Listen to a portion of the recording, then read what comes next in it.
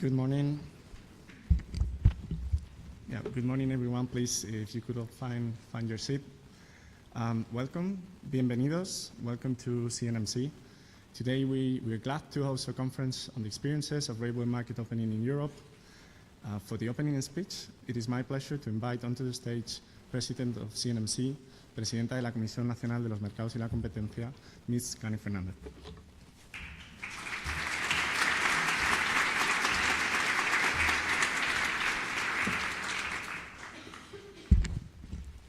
Good morning and welcome to this event focused on the liberalization experiences in the European railway sector. Thank you for being here. Thank you to you all. Welcome to Madrid. I would like to also thank you and welcome our distinguished speakers. I'm honored that all of you accepted our invitation. This is the second conference that the CNMC has organized about rail market opening. The first one focused on the Spanish market with inputs from the infrastructure managers and rail undertakings. Now, the CNMC will hold this new conference on the occasion as well of the CNMC IRG rail presidency. And this conference will have a broader European perspective. The opening of the rail market in Europe began with the first rail package in 2001, introducing competition in international freight traffic, and culminated with the approval of the fourth rail package in 2016, which mandated liberalization of passenger railway markets by the end of 2020 for commercial services and by 2023 for public services. This liberalization marks a key milestone in the European transport policy. Introducing competition in rail markets presents challenges for all stakeholders. Infrastructure managers must adjust their operations to accommodate multiple capacity seekers and adapt stations for various operations. The incumbent must shift from a monopoly situation to an open market. New entrants face technical barriers, such as adapting rolling stock to national rules and creating companies and brand from scratch in order to create trust for consumers. These efforts are justified by the benefits competition brings to consumers and society, to the economy. As our discussions today will illustrate, competition increases rail usage, lowers prices, attracts new customers for both passengers and freight services, promotes modal shift, and supports economic decarbonization. Spain is seen as a reference in the opening of high-speed commercial services. ADIF, here we have his president, thank you so much, the infrastructure manager played a central role in the process by taking a proactive approach and designing a competitive process to allocate capacity in the three principal high-speed corridors. I look forward to hearing from the president of ADIF his insights regarding this process.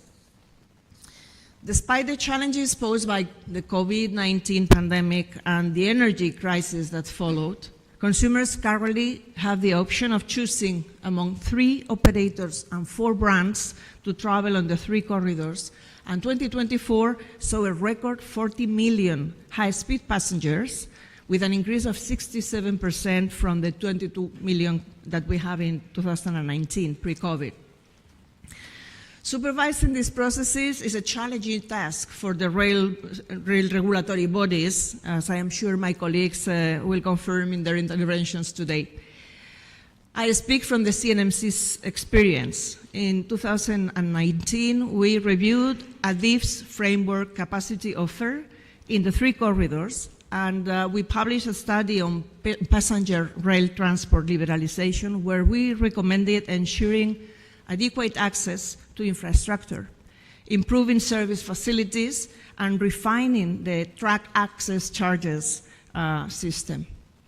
In these 4 years, the CNMC has made important decisions and issued reports on modifications of the framework agreements, on the application of the economic equilibrium test when new commercial services were to overlap with public service obligations, on capacity transparency, on train drivers that were a bottleneck for competition. Last year, we issued guidelines on track access charges, and we have just issued our first decision in the application of these guidelines based on the competitive conditions in the various segments of the market.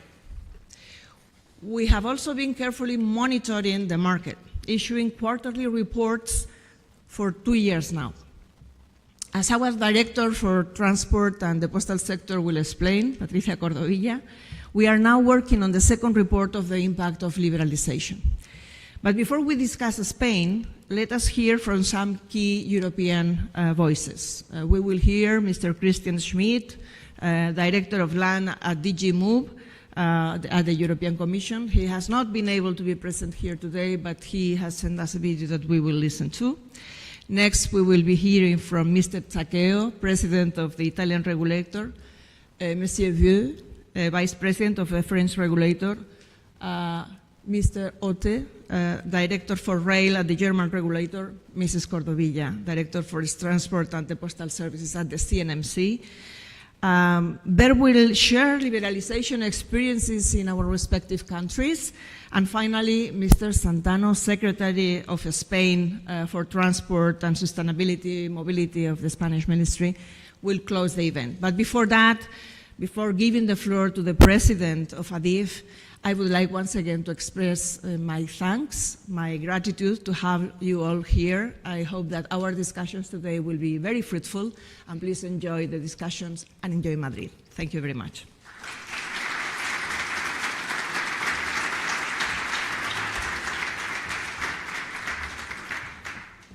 Thank you very much. For this first block on the Spanish experience, I would like to welcome to the stage to the President of the Spanish Infrastructure Manager, Presidente del Administrador de Infraestructuras Ferroviarias ADIF, Mr. Pedro Marco de la Peña. Thank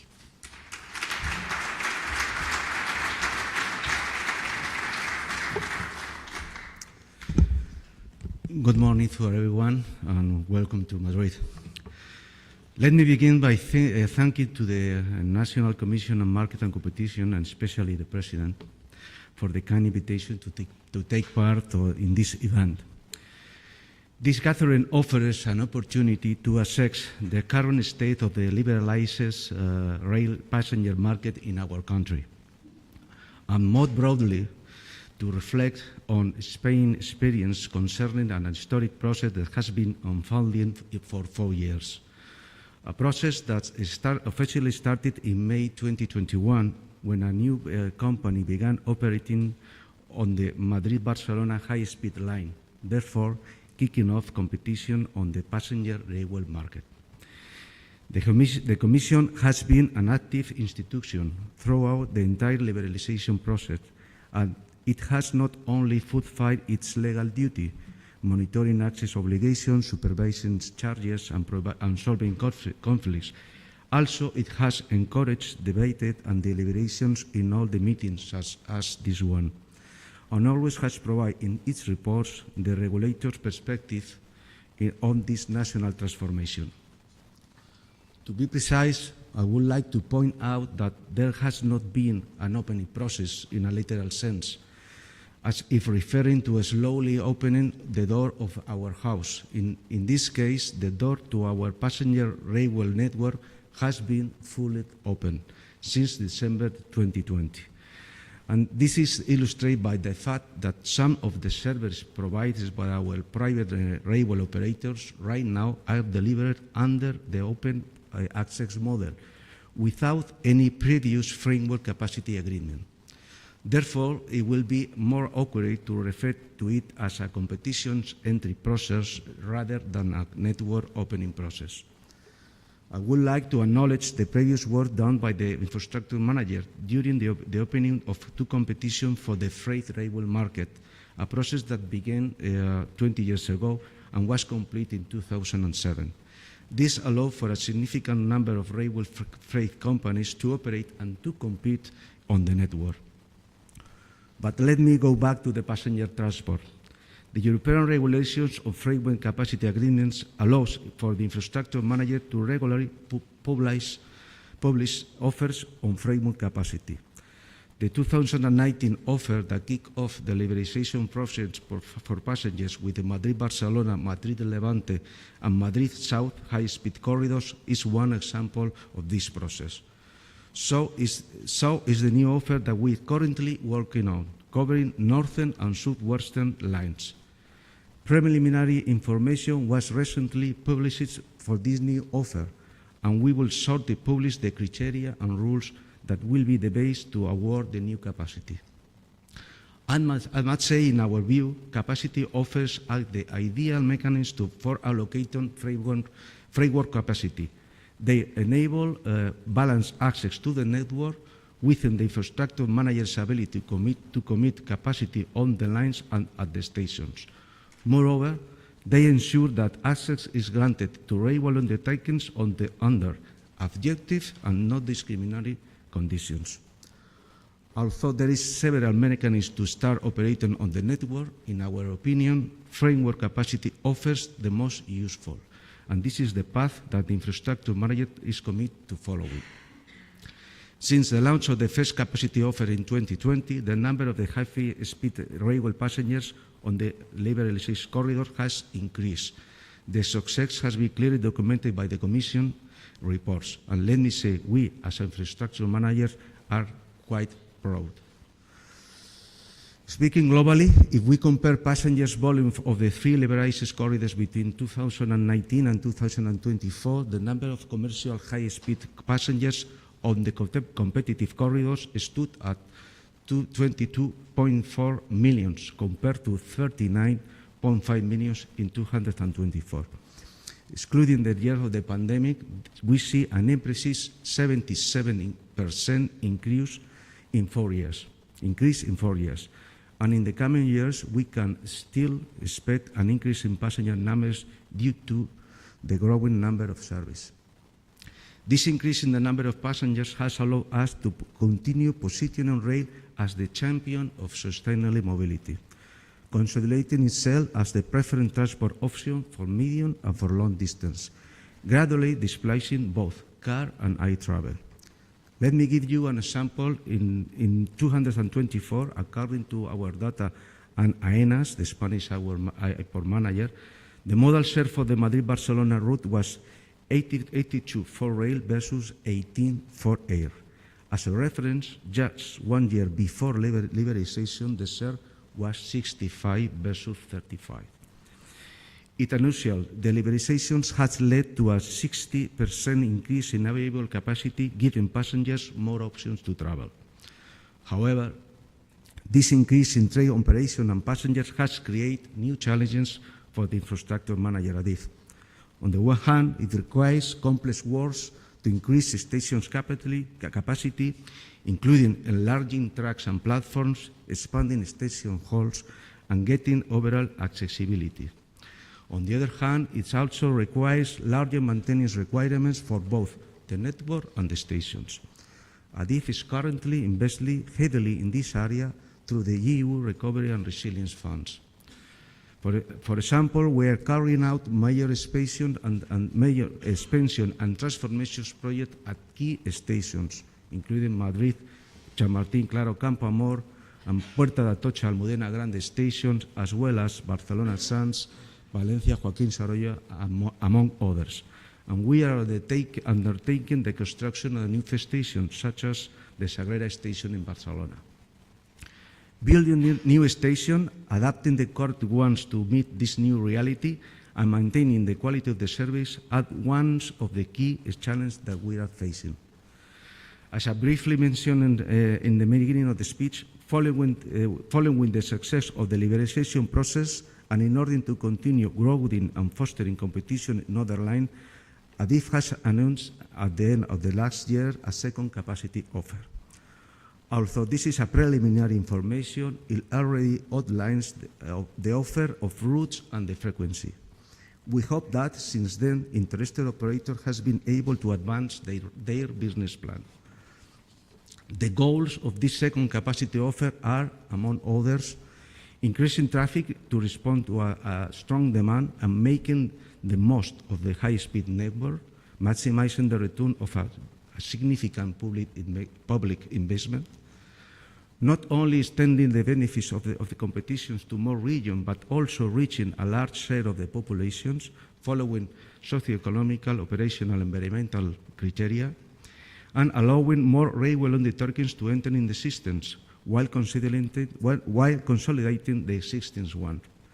The infrastructure managers see operator plurality as a positive fact that fosters and variety the service offer and price, enriching the system and boosting the efficient competitions.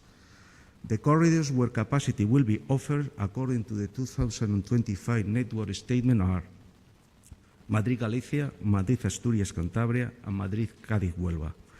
According to the prevailing information, the precise procedure for the allocating framework capacity was to be published in the first quarter of 2025. However, we have not done it yet, despite the high work that we had put in during this period. The Commission is aware of the challenge involved in this second offer, especially due to its unique characteristics. Caution was required due to reduced available capacity and the specific rolling stock requirements.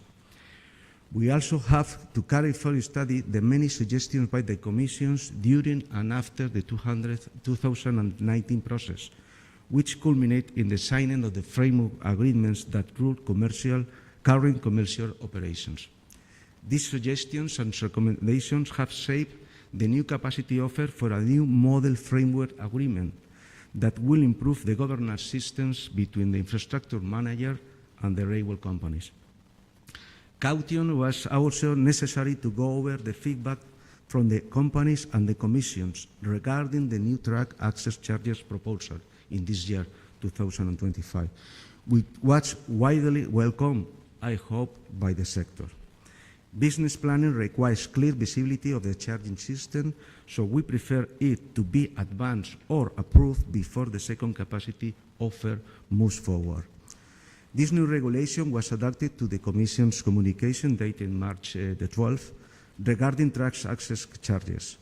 On May 22nd, the Commission delivered its report of the draft regulation, acknowledged the improvements made by the infrastructure managers in this second edition. After checking that report and incorporating relevant suggestions, the final version will go through a final revision process by the Council of State before formal approval. Let me finish with a final reflections. Introducing competition in passenger railway transport is a process that is having a very positive results, but is still in its early stages.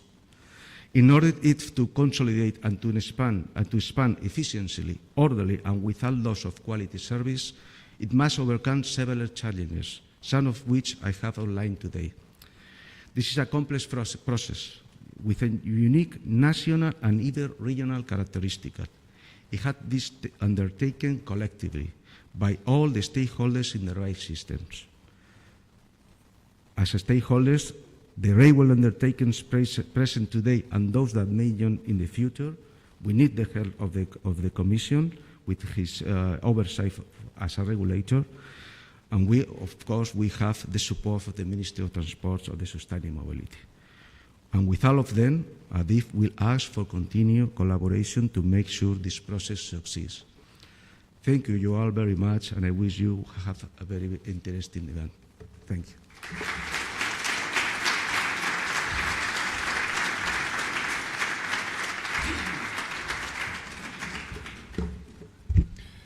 Okay, thank you very much. Next, we will have the opportunity to hear from regulators on the European experiences on market opening. But first, we will show a video of the intervention of Mr. Kristian Schmidt, Director for Land Transport at the European Commission, who unfortunately could not join us today. Dear rail regulators, dear colleagues, I am very sorry not to be with you in person in Madrid. I was there only 2 weeks ago, and Spanish colleagues will know how much I appreciate the hospitality in Madrid. One of the reasons why I can't be there is the very dense agenda on rail in Europe for the moment. I think that's really excellent news. It's indeed a time of great dynamism for rail, both in terms of policy and of market developments. And I welcome the focus of this conference on the experience of railway market opening in Europe. And of course in Spain you have chosen the right country to meet.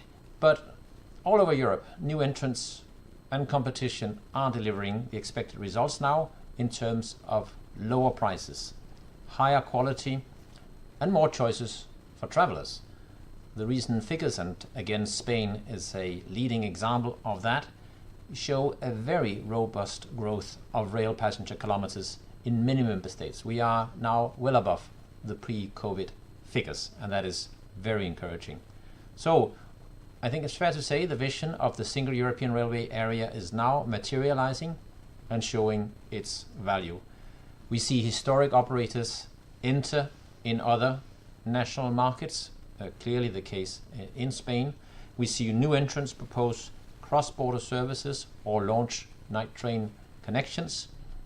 We even see rail undertakings forging alliances and procuring go everywhere rolling stock, something that of course is important to drive down costs and have interoperability all over Europe. And we see leasing companies entering passenger rail.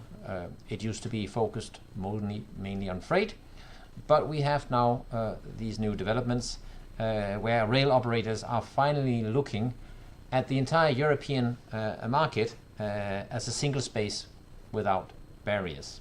This is huge, and it is a change in mentality, and I think the same change is required to take place in the minds of the rail infrastructure managers, and of course in our minds, we and you, the regulators.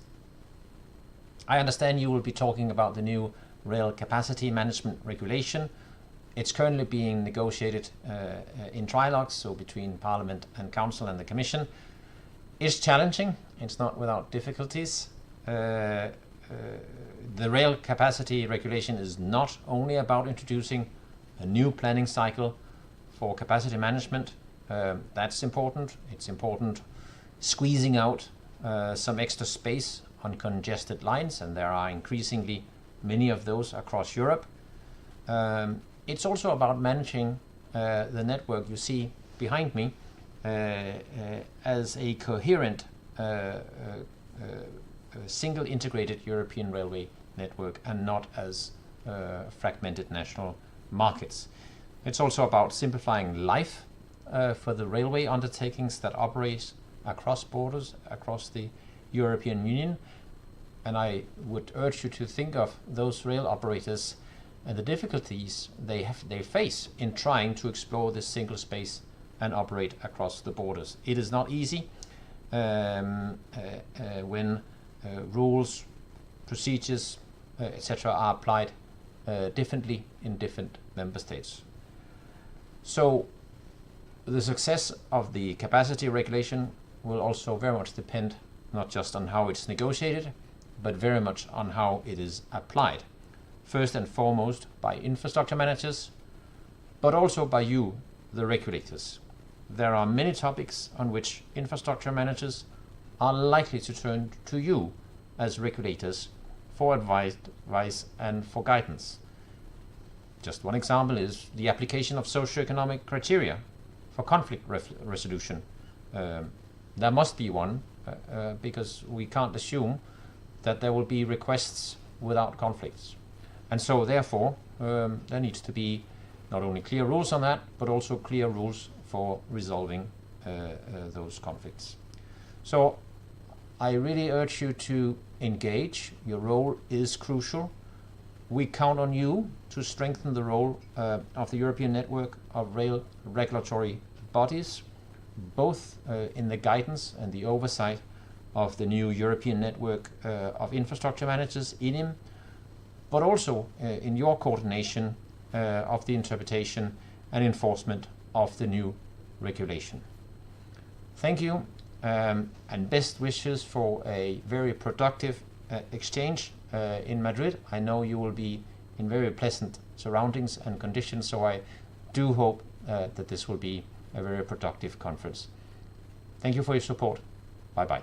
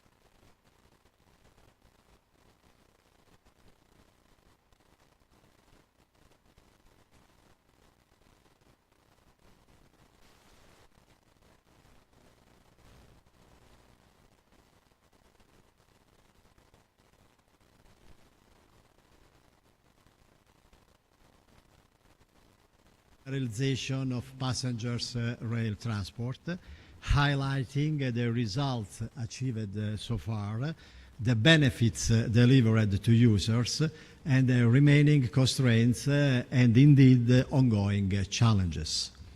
And I shall address these points from the perspective of an independent economic regulator. Achieving any significant and lasting change, such as that resulting from the opening of the passengers railway market, requires both a clear vision and the convergence of enabling conditions.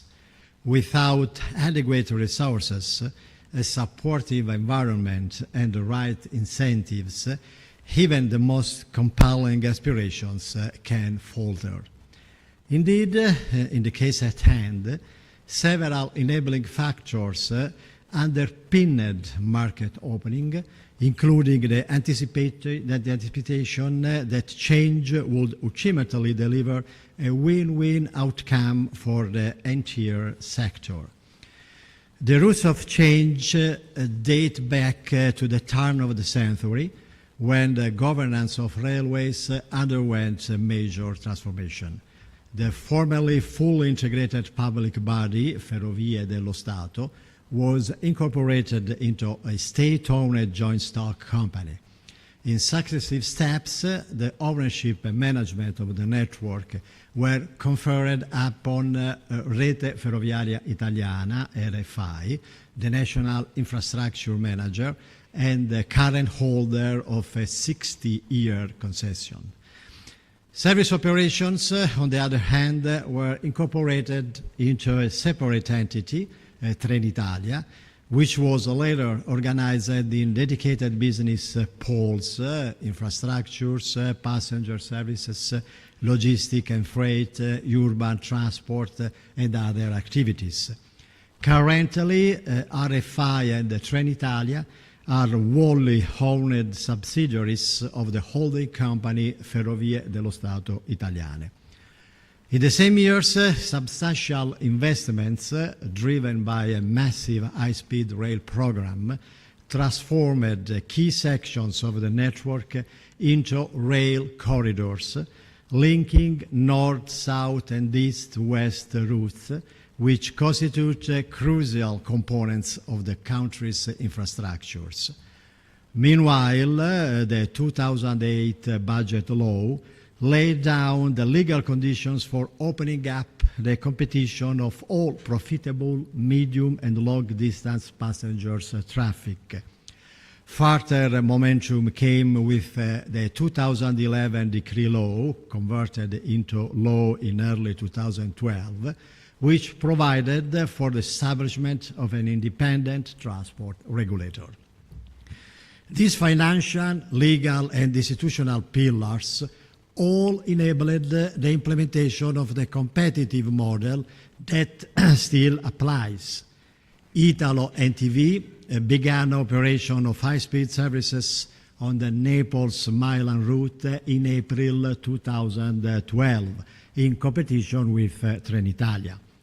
Based on data from the commercial plan of the infrastructure manager, as for 2024, Italo NTV holds market shares ranging between 20 and 25% in the high-speed segment.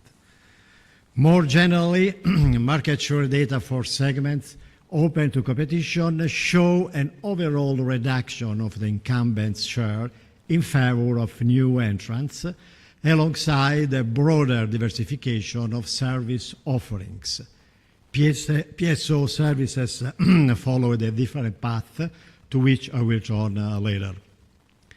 Against the background outlined above, the Italian Transport Authority was eventually established in September 2013, the youngest among the Italian utilities regulators, operating under a 1995 umbrella law on the regulation of public services. The mandate of the authority's first nominated board expired in October 2020, when my colleagues and myself took office. Modeled on the energy and the telecommunication regulators, the law entrusts ART with the powers to regulate all transport industries and services, all but air transport services. Actually, we regulate the access to airport infrastructures, as well as to ensure the protection of users and passengers' rights. We are tasked to ensure the fair and balanced operation of regulated markets while pursuing management efficiency and thereby safeguarding consumer interests. In fulfilling this role, ART oversees compliance with applicable laws and its own regulation, imposes sanctions, and adjudicates disputes. While it has no jurisdictions over health and safety, the authority also performs surveillance, alternative dispute resolution, and other functions as provided under the law. By adopting measures and prescriptions previously enshrined in ministerial decrees, we regulate the sector ex ante in full respect of the principles of reasonability and proportionality, and on the basis of transparent and fully participatory proceedings. Our functions as the rail regulatory body established under the relevant EU law complement the tasks attributed to the authority under its founding law. As it indicated, the timing of the establishment of ART coincides with an important stage of rail market opening. I shall now turn to the role played by the authority in that context and to some more recent regulatory developments. Not long after starting operations, the authority adopted provisions on access to railway infrastructures, including a charging system for the high-speed network. Within 18 months, a comprehensive charging framework was established, providing inter alia for the calculation of access charges based on direct costs. Ever since, the level of charges has remained lower than in other EU countries in most segments. Thereafter, measures governing the allocation of station spaces and, later still, access to service facilities and the service provided therein, as well as the provision of essential assets, such as maintenance workshops, were adopted to complete the regulatory framework aimed at reducing entry barriers. Over the years, a number of court decisions have confirmed that the principles enshrined in those regulations align with EU law in the pursuit of market opening. Fast forward, during the COVID crisis, the year 2021 marked the end of the first regulatory period. The impact of pandemic has been addressed through extraordinary legislative measures and accompanying transitional regulatory provisions. Then the initial charging system has been reviewed, and the new framework regulation adopted in 2023 is currently in place. The new system is also based on a 5-year regulatory period and aimed at fostering the effective and optimal use of infrastructure. Under this framework, charges enable the infrastructure manager to recover, in addition to direct cost, the relevant and efficient costs associated with access and use of railway infrastructures and service facilities, net of government contributions. Further, it allows for the application of markups differentiated by market segments, type of network, and time band of the service. The adoption of implementing regulation on 2023 charging system is underway. Most recently, a dedicated consultation has been completed concerning a reward penalty scheme whereby charges are related to the quality of services provided by the infrastructure manager and measured through specific KPIs such as commercial speed, punctuality, network availability, and sizing of the infrastructure capacity relative to demand. Similarly, building on a decade of experience since its initial application, the regulation on access to infrastructures has undergone a regulatory impact assessment. Here, to the outcome of this regulatory impact assessment points to the need for certain adjustments to reflect the changes that have taken place in the market. Yet, multiple instances have, over time, demonstrated the ongoing relevance of ex-ante access regulation to accompany the process of market opening.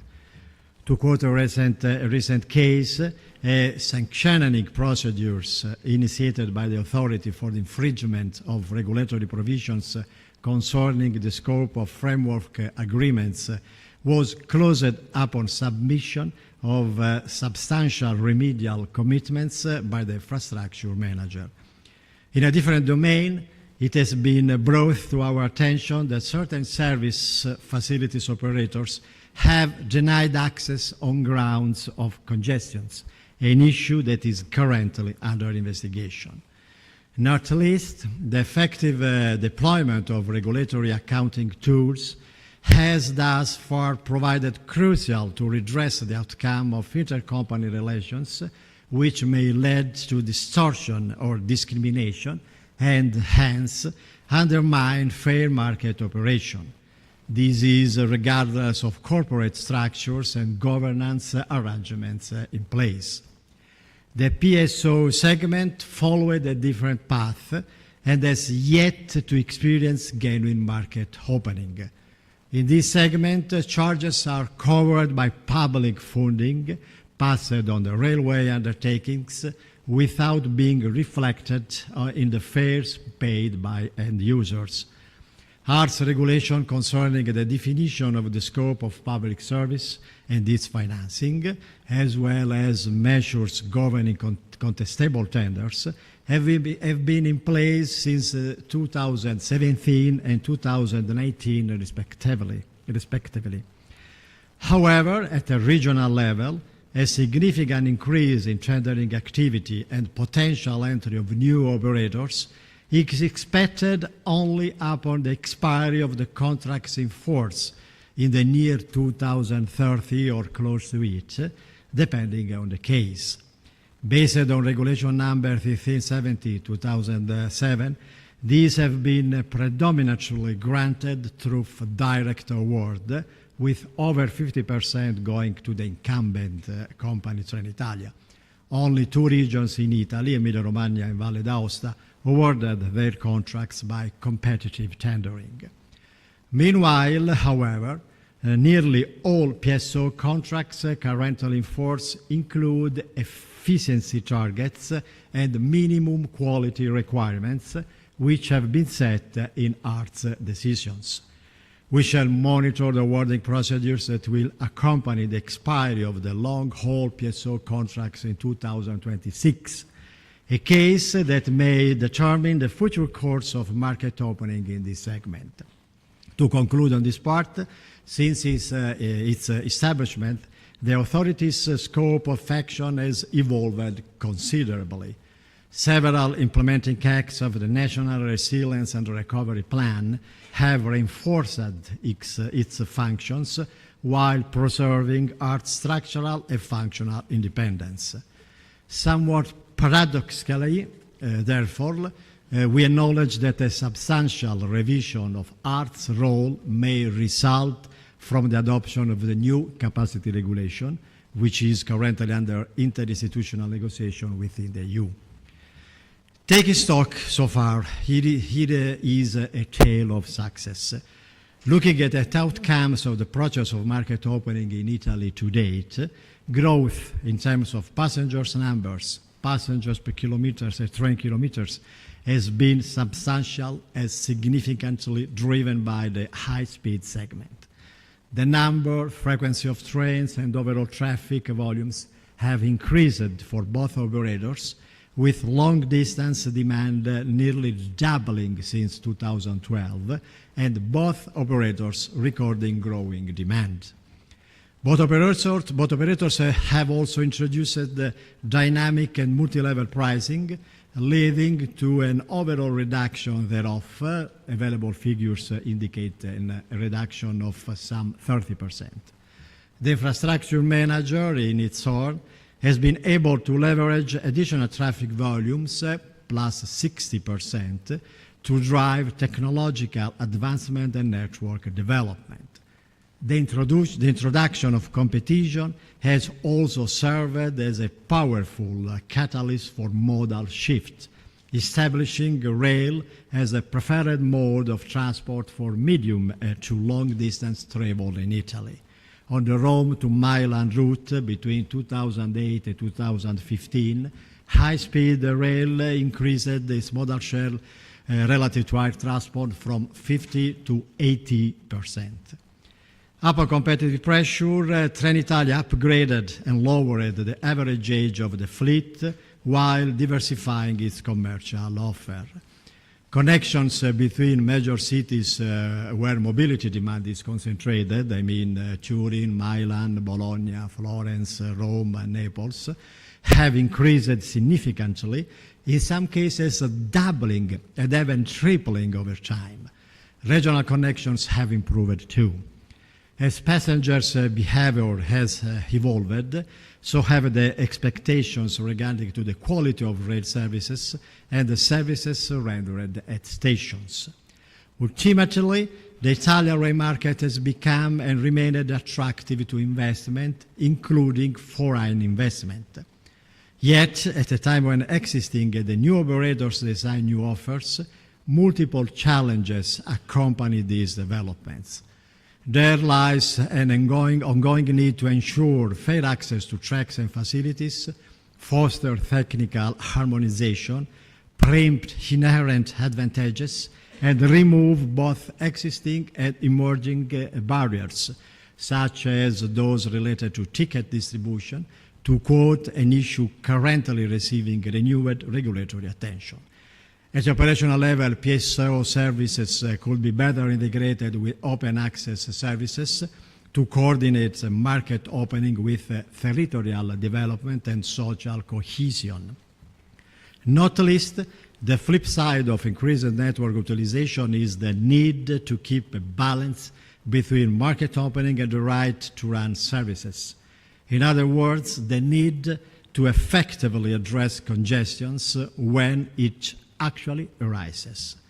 Likewise, the holding company Ferrovie dello Stato Italiano strategic plan projects investment for 100 billion euros over the next 5 years, largely focused on railway infrastructure and rolling stock renewal. The latter is alongside substantial investments in rail projects under the NRRP, aimed at maintaining, modernizing, and expanding the network. Here, to monitoring and performance assessment remain key. Just to conclude, as I I tried to illustrate, the path is now traced.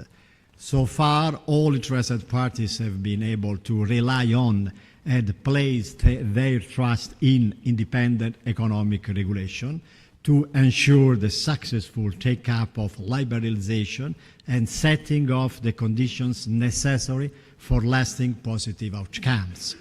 It is my hope that this reliance and trust will continue in the years ahead.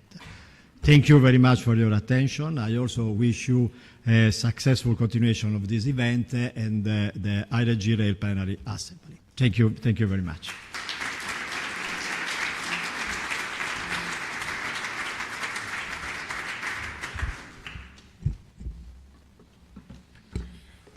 Thank you very much. Now we continue with the French experience, for which I would like to welcome to the States Vice President of Autorité de Régulation du Transport, the French regulatory body, Mr. Patrick Vieu. Thank you very much. Thank you. Good morning, everybody. I'm very pleased to be here. I'd like to thank CNMC and its president, dear President.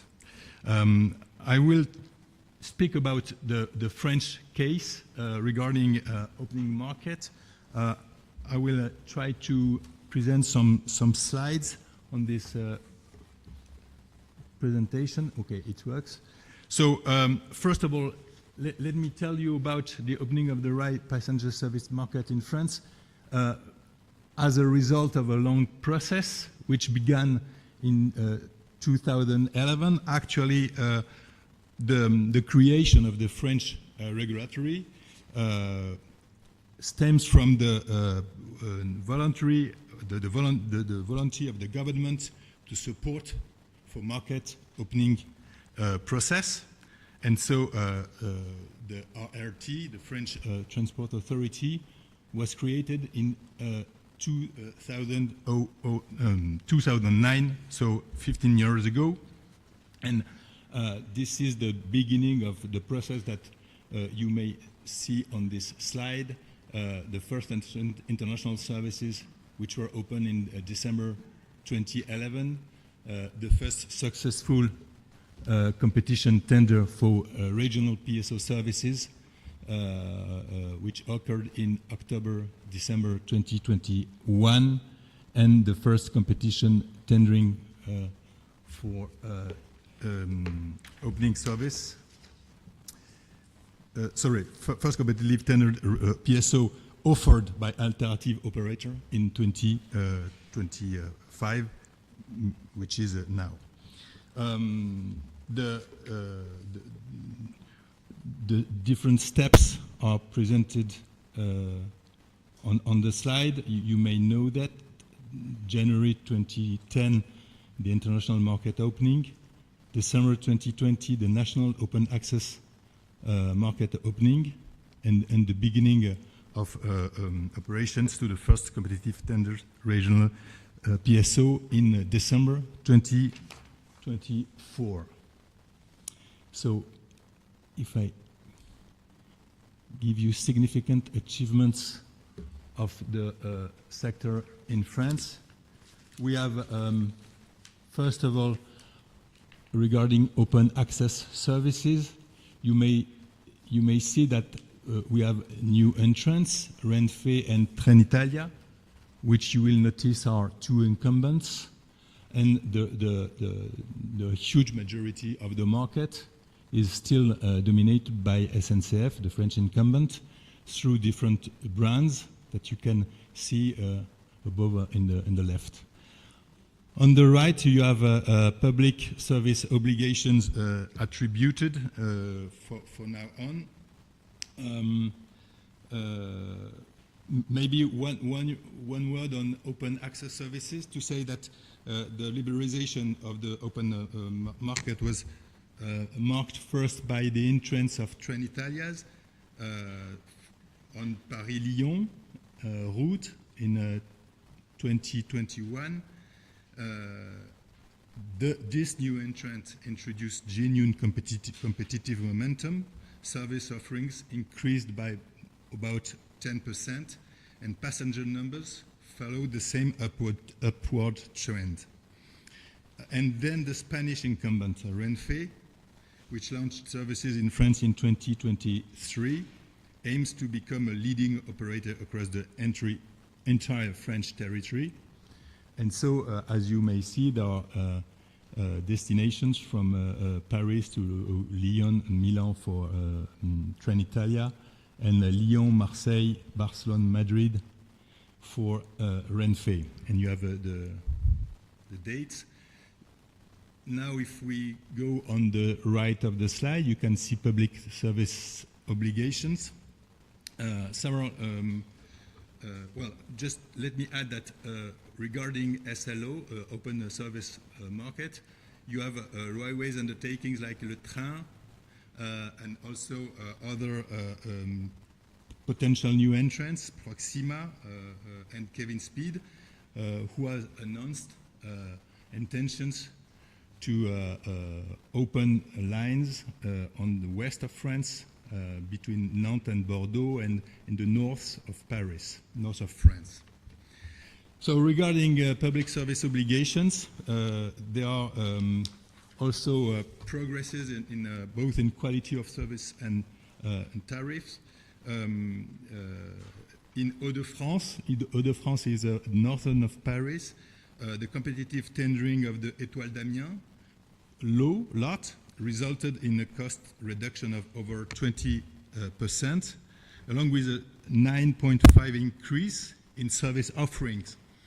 You have in Pays de Loire, which is in the center of France, operating costs are expected to decrease by 25%, and in the south-east, in PACA,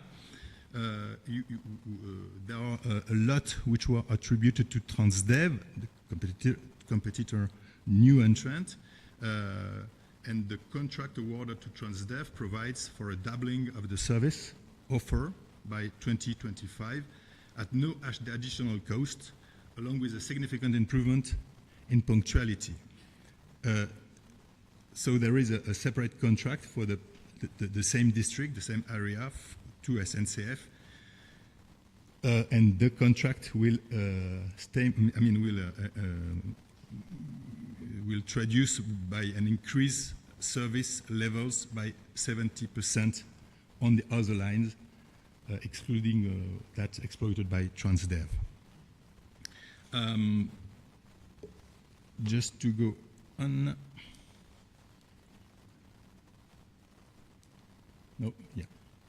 So since 2019, the passenger traffic has experienced significant growth. As you know, because of COVID, we had a huge decrease in 2020, and then the traffic went back increasing, and the increase compared with 2010, 2010, is more than 25%.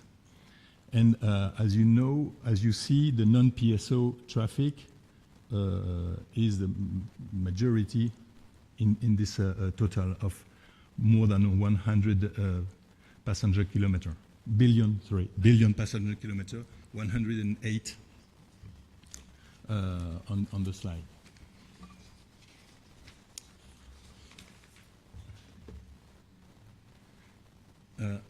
And yeah, sorry, just want to add that, as I told you, between Paris and Lyon, competition led to 10% passenger traffic growth. So this is the real evidence that competition leads to increasing of traffic, bettering quality of service, and lowering price. So if we go to the major achievements of regulatory action, as a regulator, we tried to face both technical barriers and pricing barriers. So regarding technical barriers, first of all, there was significant improvement, and we asked to the infrastructure manager to be clear about the description of service facilities through the European repertory of the installations and facilities. So this is the first item. We also were very attentive to assessment of different investment scenario on the consistency, economic viability and performance of the rail network. So we provided our own studies regarding the future of the network. We tried to have projections on investment and financial consequences of investment or underinvestment, or just to try to project the state of the network in 2030 or 2040. We also have action regarding equity, implementation of framework agreements for the allocation of rail infrastructure capacity. Actually, it's a policy that we encouraged the infrastructure manager to develop. SNCF Réseau was a little bit eager to go on this way of allocating rail infrastructure capacity, but the Spanish example or the British example show that the framework agreement is a very efficient tool to optimize the utilization of the capacity. We also got to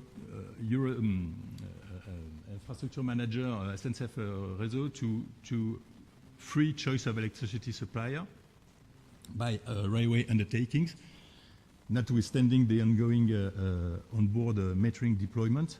That is giving the possibility to the clients of SNCF Réseau to choose their electricity supplier. And we then, in the end, regarding performance, try to get the improvement of capacity request processing time and stability through implementation of a reciprocal incentive scheme, just to have SNCF Réseau take commitments regarding the allocation of reserved pass, and also encourage the clients of SNCF Réseau to use effectively the capacity reserved. And at the end, we also had a scope on investments on sidings to renew the tracks, digitalize capacity management, and improve the quality of offered services. I mean, all these items are gathered through the performance regime, which is very important for us. So this is for technical barriers. Concerning infrastructure access principle pricing overall, we distinguish open access and public service obligation. Regarding open access, we had optimal pricing after economic principles of covering fixed costs through Ramsey-Boiteau pricing, which is having a differentiated pricing structure according to customers' different contribution capacities. We also implemented with SNCF Réseau a pricing cycle with simplifying the segmentation of the market, taking into account load capacity and comfort range. And so with the aim to have a better consideration of operating hours in fare modulation, and so to try to capture the willingness to pay of the user. Regarding public service obligation, we have optimal pricing through a dual pricing system with a first component in the form of a fixed fee to cover fixed costs for each district, each region, and a second liner component to cover marginal costs. And we also asked for SNCF Réseau to have a pricing cycle of 3 years through which market fees are fixed instead of involving linearly with traffic as it was the case before, which is positive through to incentivize the traffic development, to match the cost structure of the right infrastructure manager, and also to easy to understand the economic model of exploiting the network, the railway network for the competent authorities. So, What are the challenges that are ahead? First of all, you have on the left, this is the utilization of the French network. As you see on this graphic, you have about 50% of train kilometers which are realized on 16% of the network, and 80% of train kilometers which are circulating on about 40% of the network. So there is a underutilization of the network. The French railway network is about 37 circulation per train kilometer, where the average in Europe is about 44, as far as I remember. As you can see on the right of the slide, track access charges in France are among the highest in Europe, maybe the highest in Europe. It's especially the case for open access market with very huge amount. So this is of course a problem for the regulator, because it may constitute a barrier to the entrance, and it's also it has an indirect effect on the load of charge in the trains, whereas there are fewer trains which circulate, which are very fully frequented. So the problem is for us to ask SNCF Réseau to have the most performance as possible, to try to decrease its own costs, to have productivity efforts just to obtain, to lower the prices of the track access charges.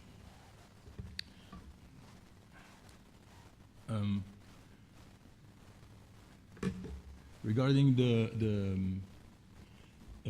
this is the equipment of ETCS in Europe. As you see in France, only 4% of the French network has been enabled with a European train control system. So it's also a barrier to entrance and a sort of obstacle to have a European market interoperable.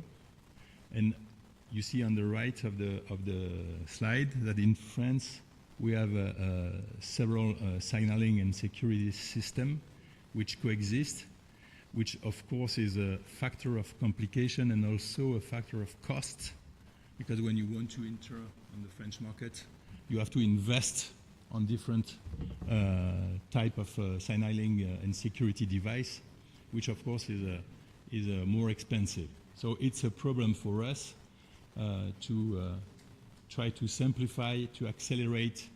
We ask for SNCF Réseau and to the government to impulse a movement to accelerate the equipment of the network with European train control system, but it's difficult because of lack of budgetary resources.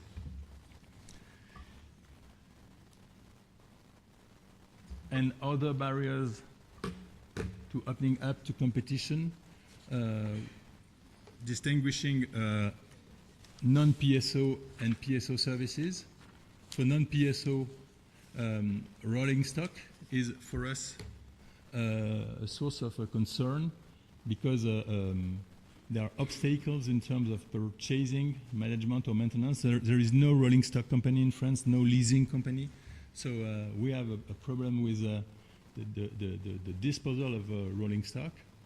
We also have a problem with capacity allocation, especially for most attractive routes. then the need of coordination between infrastructure managers for international one, and it's the same problem as ETCS. If we want to have an integrated railway European market, we have to have capacity allocation more well coordinated between infrastructure managers. We have concern or vigilance point through infrastructure manager independence, especially financial independence. So we want to be sure that SNCF Réseau take its decisions of investment through independence process. We want to be sure too that the ontology which apply to agents, to staff of SNCF Réseau, is clearly independent from the deontology of companies of the group and railway companies. Concerning ticket distribution and digital mobility services, this is a key point for us. It's a new one, but it's a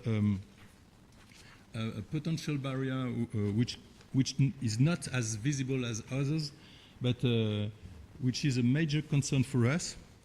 In 2022, 90% of ticket sales in France were made through digital tools.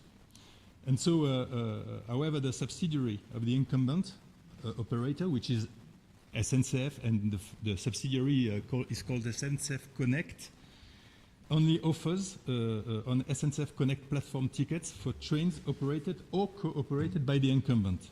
So it excludes, for instance, Renfe, Trenitalia, so new entrants. And the fact is that SNCF Connect has a dominant position on this market. And so it's very difficult for a new entrant, even incumbent, to get into the market and to have the visibility, the trade visibility of a new brand because of the organization of the market of digital mobility services. So we are, examining this point very accurately for the moment. Concerning PSO services, problem are more classical. We have access to data. I mean, when the public authorities want to organize their call for tenders, they need to have the data from the SNCF, all data, technical data, staff data, and so on. So we have to clarify the conditions of the need of the data, and to organize the well transmission of information from SNCF to public authorities to organize, to allow the public authorities to organize the call for tenders. We also have asbestos contaminant rolling stock, as you may imagine. So there are rolling stock which could theoretically be on service because they are not as so old, but they cannot be operated because of asbestos contaminant. So it's very difficult to decontamine, and at the very moment where we lack of rolling stock. The processes for call for tenders, we anticipate a coming problem in France concerning a sort of process, sort of a traffic jam call processor. I mean, if many public authorities organize the call for tenders at the same time, which could be the case around 2030, we could have a sort of saturation of the market, of the study market, the bureau d'études, or all this engineering market, which are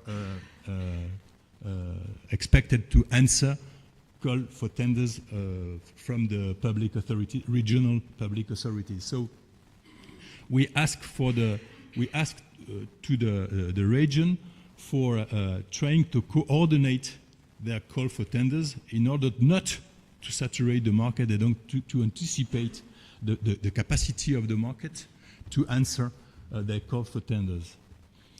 Size of lots, I pass, it's less important. Dominant position of the incumbent on ancillary markets. It's a close of the problem of ticket distribution, digital mobility. So we have to check that all the sub-segment of the market are not dominated or captured by the incumbent, and of course transfer of staff, because this is one of the question the new entrants has to solve, is how many people do I need to operate the service previously operated by the SNCF? Should I am allowed to choose the size of the transfer, the number of people I want to hire, and at which condition, at which social and economic and financial conditions should I hire that staff?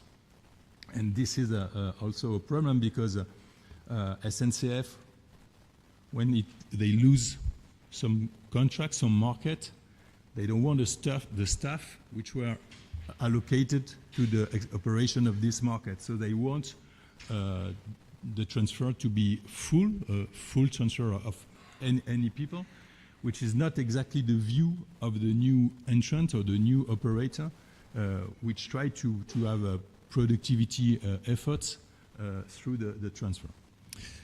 I think I am at the end of my presentation. Normally, yes, thank you very much.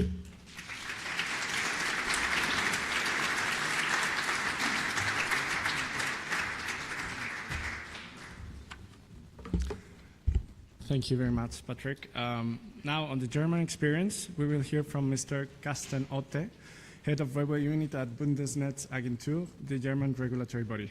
Thank you.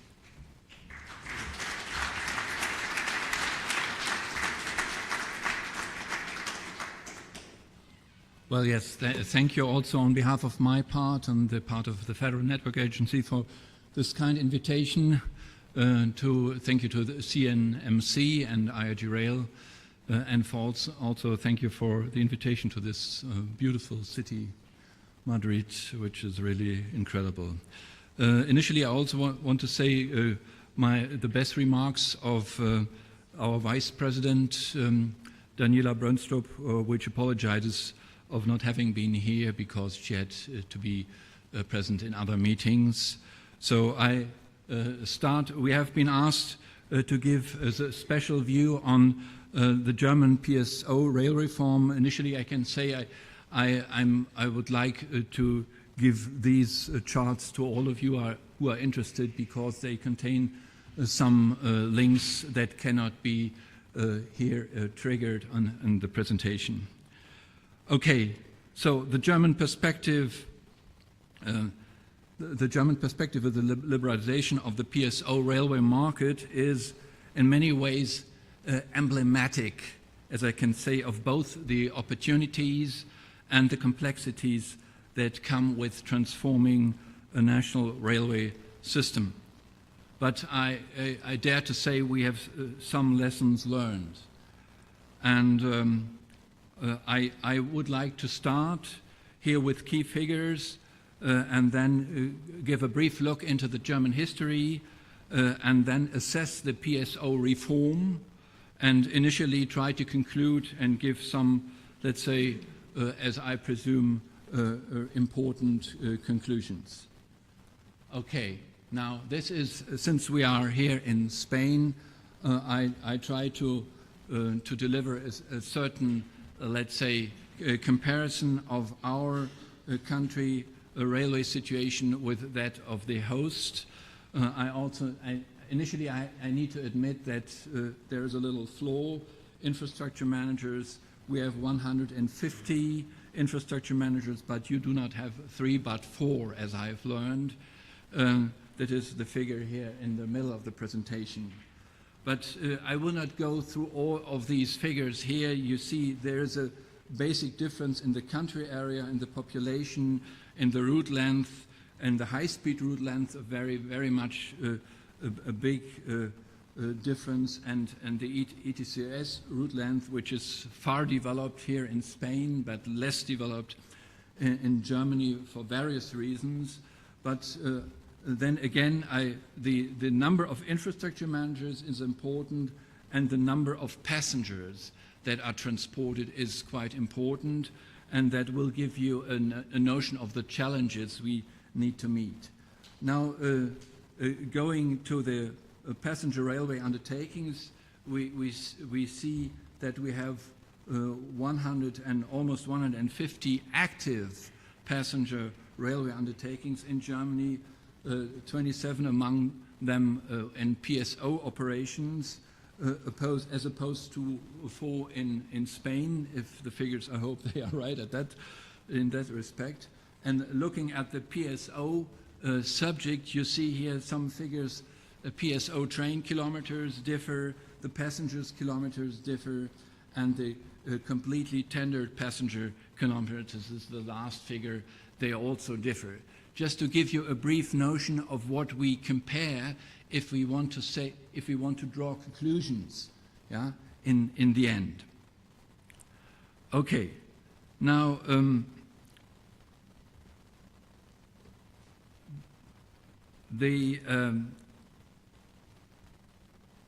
maybe I also should add that we have, no, I will do that later. Okay. So the next slide is about the need for a reform. Let me just begin with briefly with history, recalling the situation faced in the early 90s.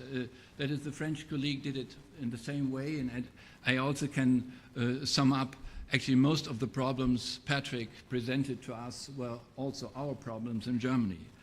But in Germany, the situation in the 1990s, at that time, our railways were in a state of really deep financial distress.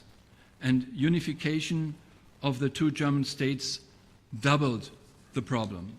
The inefficiency of the state railways was evident. Both the Western Bundesbahn and the Eastern Reichsbahn in Germany, they seemed to be overstaffed, had rigid bureaucracies, suffered from deteriorated infrastructure and old-fashioned rolling stock. Public satisfaction was low and the system was ill-suited to respond to changing mobility needs. I still clearly remember personally the situation of using a low-range passenger train as a visitor traveling from Mannheim west in the suburban Rhineland-Palatinate. Dark train, no information as to halt, no signs on the stations, a feeling of really getting lost. And this inefficiency translated into a massive financial burden and decreasing modal split, the latter, of course, also due to a vast expansion of individual traffic, not only to the deteriorating railway market, but also individual traffic.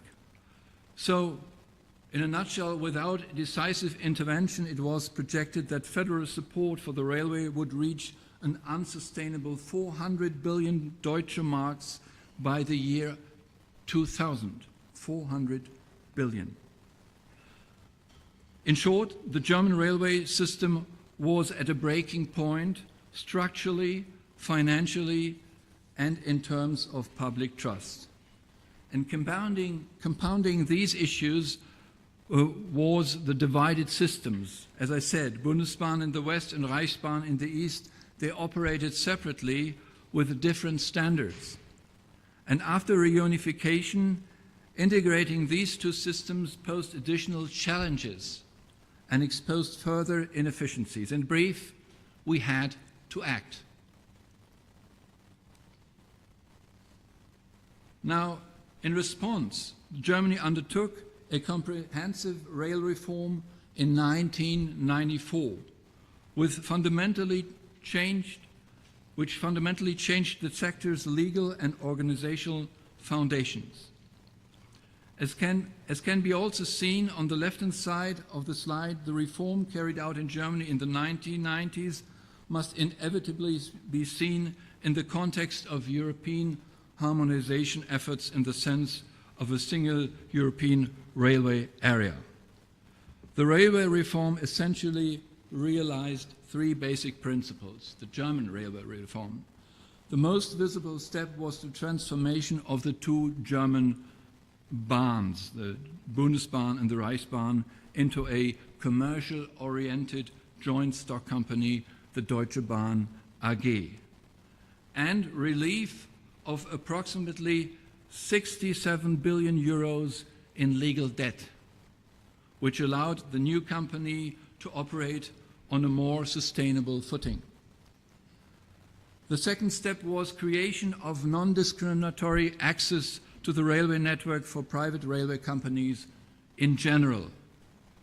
And the third, and that's what we are dealing today now, is the transfer of responsibility for local rail passengers transport to the federal states, the so-called Länder in Germany, including financial responsibility, what we call in Germany the regionalization. The so-called Regionalization Act of 1994, which came into effect on January 1st of 1996, then marked really the fundamental shift in how PSO rail services were organized in Germany. Rather than having a single national operator determining several levels, routes and frequencies, these decisions would now be made at the regional level by authorities closer to the local transport needs. And meaning that the responsibility for regional passenger rail services was transferred to the 16 federal states, empowering them legally to organize these services according to local needs and supporting them financially, initially with 7.5 billion euro tax money. Nowadays it's more than 11 billion euro tax money a year to buy transport services. However, the Länder were initially giving, or they were in this law, giving discretion in how to organize the procurement of regional rail services institutionally. Some Länder created dedicated public transport authorities, while others handled procurement directly through state ministries or delegated the task to municipal authorities.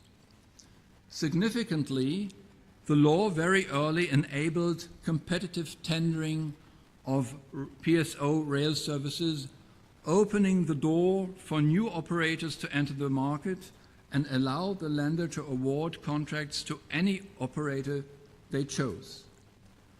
Instead of implementing a simultaneous tender for all public services, it was decided to introduce a phased approach, allowing existing contracts to expire naturally, and this approach allowed both authorities and market participants sufficient time to adapt into the new system.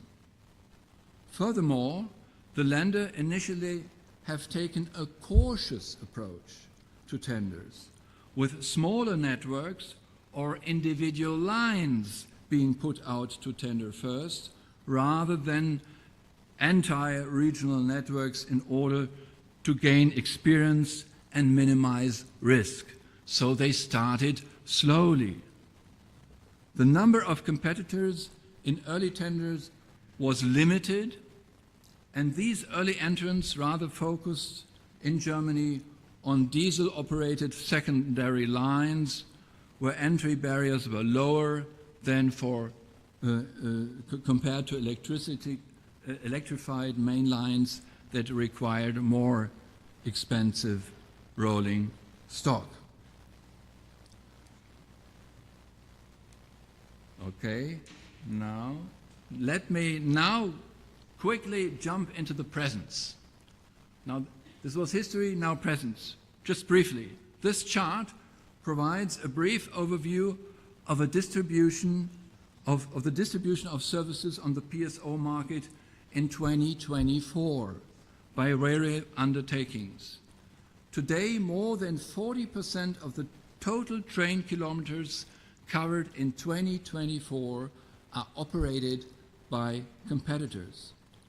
Up to this point, a lot also has happened in the coordination of the market, which I would like to show you on the following slide.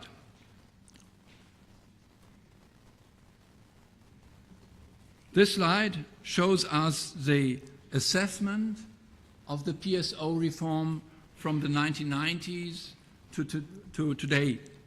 The early results of market opening showed modest but tangible benefits. Transport performance in regional passenger rail began to increase, reversing the declining trend seen before the reform. Since the mid-1990s, we have witnessed a dramatic transformation in the structure and performance of Germany's regional rail sector, with regional passenger rail transport volumes increased by approximately 26% between 1996 and 2002. Beyond these quantitative achievements, the reform also led to significantly improvements in service quality, modern rolling stock, higher service frequencies, and much stronger customer-oriented services concepts that were introduced by new entrants seeking to differentiate themselves from the old incumbent. Competitive tendering has brought not only cost savings, estimated at 15% to 20% in the early years, but also greater transparency and accountability in the use of public funds. Challenges emerged during this phase, including difficulties in vehicle procurement for new entrants. From the mid-2000s, competitive tendering became more established in the PSO railway market. Transport authorities gained experience with the tendering process and became more confident in awarding larger networks to competitors of DB Regio, and the market share of competitors grew steadily during this period. The present situation is all 16 Länder presently gain federal tax money, as I said, of approximately more than 11 billion euros per year, and to organize and buy regional transportation. We have 27 public PSO contractors. We have approximately 750 PSO contracts. Thereof, roughly 20 to 30 are tendered and awarded each year. And as a background of competitors, 1/3 is operated by foreign state companies. Competitors operate by foreign state companies.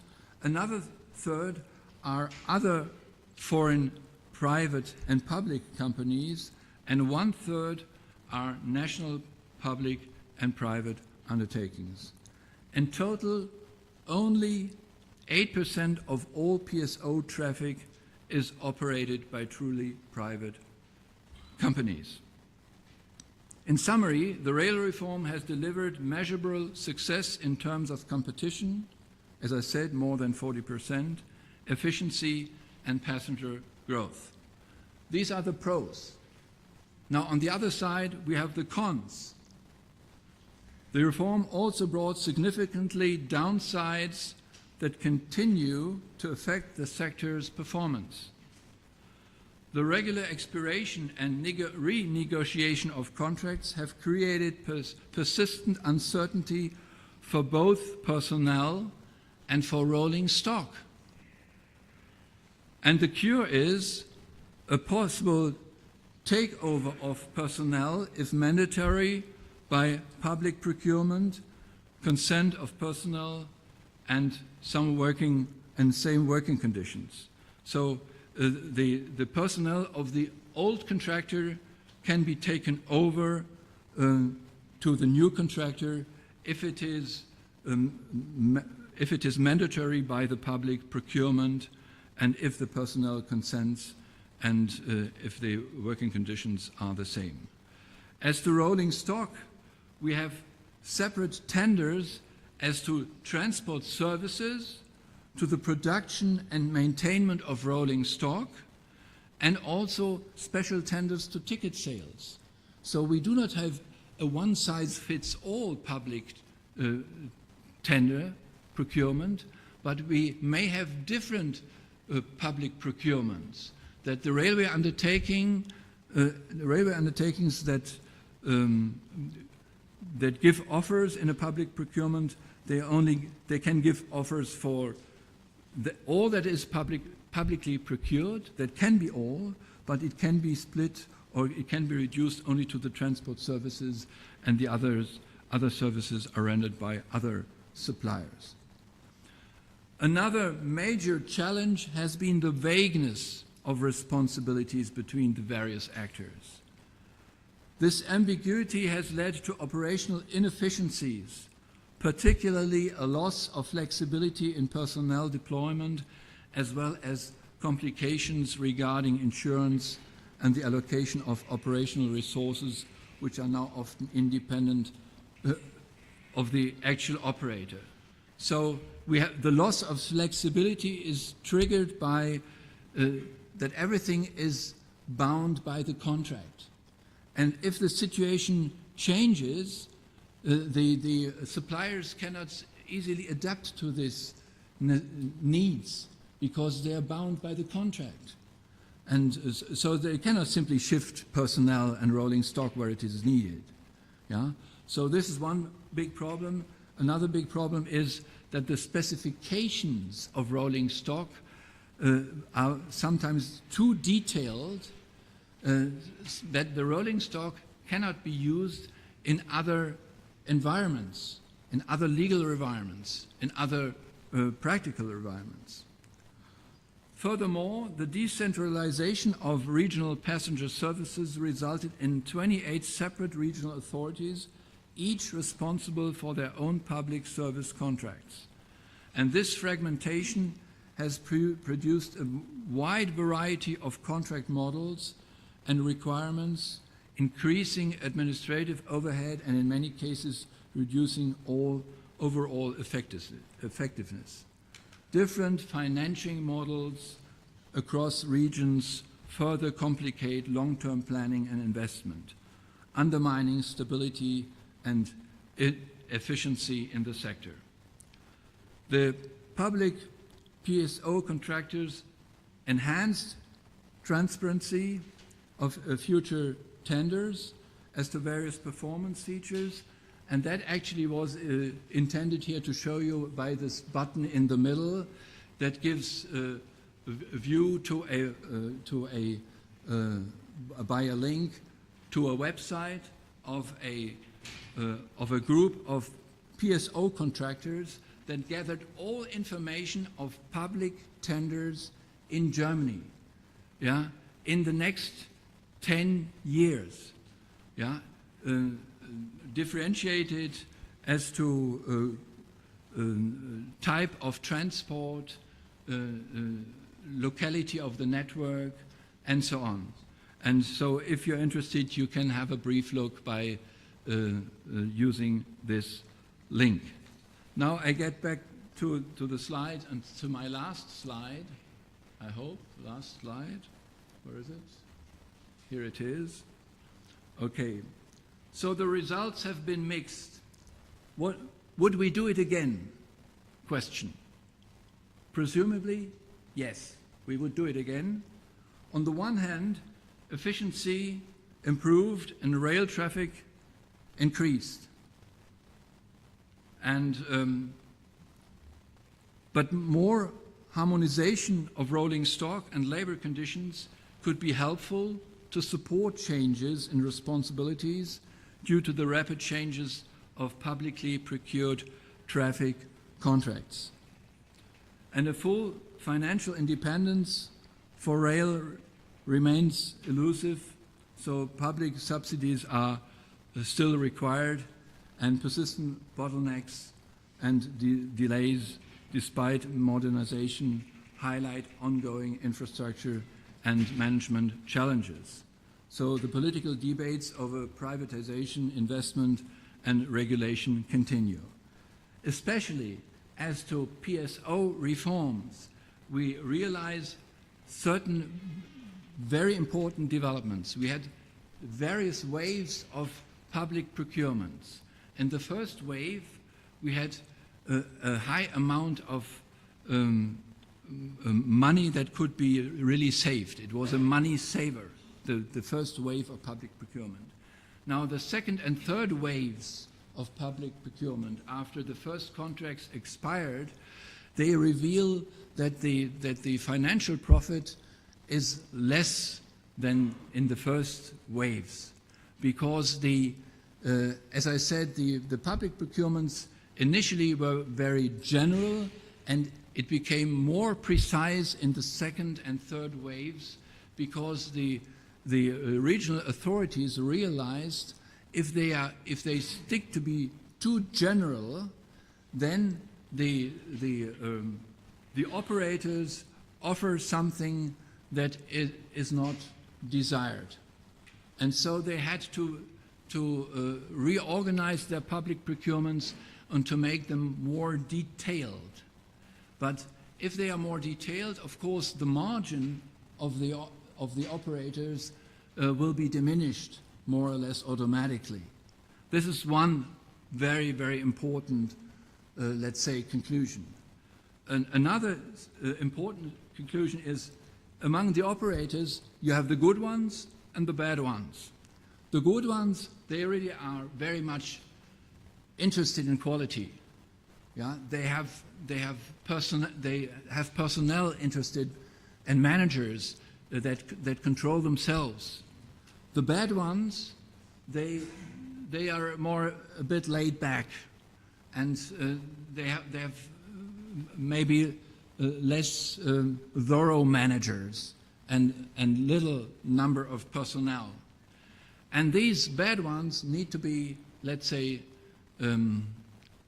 guided in a certain way, and that's why the regional authorities rolled out a very thorough quality survey throughout all the PSO contracts. And this quality survey has various, let's say, purposes. In the first place, of course, they are like an open signal. You're bad. You need to be better. That is for the public. And that should be, let's say, a moral incentive. The second incentive is penalties. Yeah, the surveys, they keep track of the inefficiencies and the, let's say, of the KPIs that could not be reached, and then they trigger penalties. And the third point is, in case of bad quality and maybe even imminent bankruptcy of operators, that also happened because they falsely computed their margin, then the regional authorities need to have an exit strategy. They need to be aware that they should be able to cease the contract if the operator is totally incapable of offering the services that they are obliged by the contract. And then the regional authorities, the PSO contractor, needs to have a strategy to exit, to terminate the contract, and the PSO contractor is the more capable to do that if he has himself the personnel and the railway rolling stock. So this is also an incentive for the PSO contractor not to give all in the hands of the railway undertakings, but let's say to keep the rolling stock and the personnel on its own side by different tenders so that they can, let's say, guide the railway undertakings and educate them. So this is actually the last, let's say, conclusion from this PSO story. In conclusion, the German rail reform was necessary and in many ways successful, but I would say did not mark the end of the story. Thank you.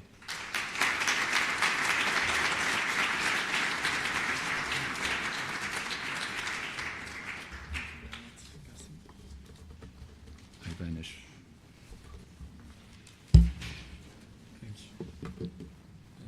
Thank you so much. Thank you, Mr. Otte. And just to conclude the European experiences, I would like to invite onto the stage Ms. Patricia Cordovilla, Director for Transport and Postal Service at CNMC.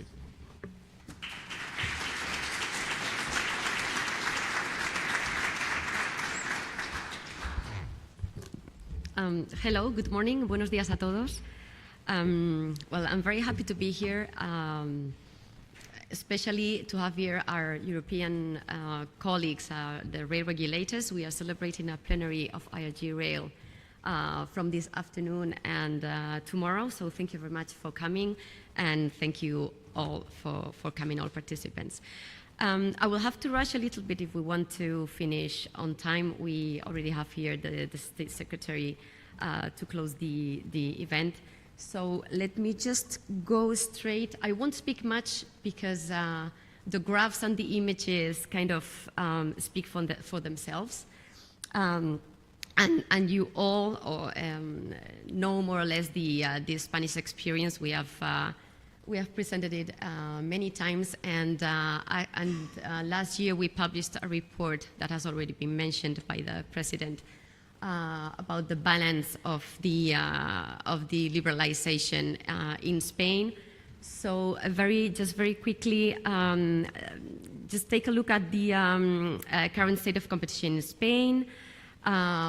We have drawn there the three main corridors in brown, I think it is, where we have three operators competing in the market. Madrid-Barcelona, Madrid East, and Madrid South. Well, this competition has also extended to other routes outside the framework agreements. In particular to Segovia and Valladolid, and to Murcia from Alicante. Yeah, in the next slide, we are going to see the development of the market, which has been quite remarkable. In 2024, commercial services reached almost 50 million passengers. The introduction of competition in high-speed services has significantly increased demand and reached in 2024 40 million passengers. This meaning an increase of 67% from 2019. We always refer to 2019 because it's not only pre-liberalization but also it's also pre-pandemic, so it's a good benchmark. Notably, in Madrid-Barcelona corridor, the demand has doubled in these 5 last years. Well, the impact of competition is also very evident in the market share of the new entrants. In just 4 years, Irio and Ouigo have achieved a market share of 39%. Renfe's traditional brand AVE retains almost around 50% of the market share, and Renfe's new brand Hablo has reached 11% share. All this translates into the fact that 34 million passengers have benefited from competition, which represent almost 70% of the total demand. Another very significant outcome is the reduction of prices. We have seen from 2019 to 2024 a decrease of 33%, 1/3 of the price, that is in nominal terms, and with the context of inflation that we have had, in real terms, the decrease has been of 44%, which is quite important. This means, of course, that rail as a mode of transport is more affordable for consumers, which is one of the main objectives of all this. In terms of the network usage, also competition has led to an increase in activity and in high-speed network usage. After a period of stable supply, as you can see, pre-pandemic, pre-liberalization, the use of high-speed corridors has increased by 33% in 2024 compared to 2019. And, by corridor, we see that these increases have been of 43% in Madrid-Barcelona, 80% in Madrid East corridor, and 28% in Madrid South corridor. I must just rush maybe. Okay. We have seen another effect, which is kind of a side effect of liberalization, which is that we have seen a quite big growth of digital platform use in selling tickets. From 2019 to 2024, tickets sold through these means have more than doubled. In 2024, digital platforms already sold 22% of total tickets, and just mention that this shift has made it easier for consumers not only to compare offers but also to combine operators. As I was mentioning earlier, we published a report in May 2024 about the making a balance of the effects of liberalization, and we very roughly, but still, we estimated a positive effect of competition amounting to around 578 million euro, of which 343 million would correspond to additional consumer surplus, which comes from mainly price reductions, but also there is new induced demand. Also, the infrastructure manager has been able to increase their revenues in track access charges by 52%, and on the not so happy stories about operators, companies who have the three of them have only their revenue has not been much different from the revenue that Renfe alone was obtaining pre-liberalization. This study is being updated. We are going to use data as of December 2024, and we are working specifically on the impact of social welfare and savings in external costs. Just to give you a flavor of what we are doing,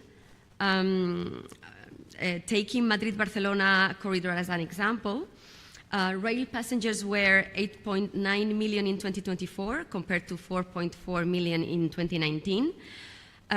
This increase in demand has been driven mainly by modal shift, about 56%, but also induced demand, about 27%. And we are calculating that this model shift, this greater rail share in Madrid-Barcelona has resulted in substantial cost savings, which we have calculated in 91 million euro. And these savings would come primarily from the model shift from private car to rail, also a little bit from air transport, and with major impacts in the shape of fewer accidents and less air pollution. So just finishing, our impression is that the liberalization of passenger rail transport services in Spain has brought about significant benefits, as we have just seen. More developments are yet to come, such as the introduction of competition in the North Corridor, as the president of ADIF was telling us before, and also in PSO services, which has already been a major development in Germany and also in France. And here we still have a single operator, the incumbent, operating these PSO services, but we yet have to undergo this way towards opening these PSO services. So thank you very much for your attention. I just leave you.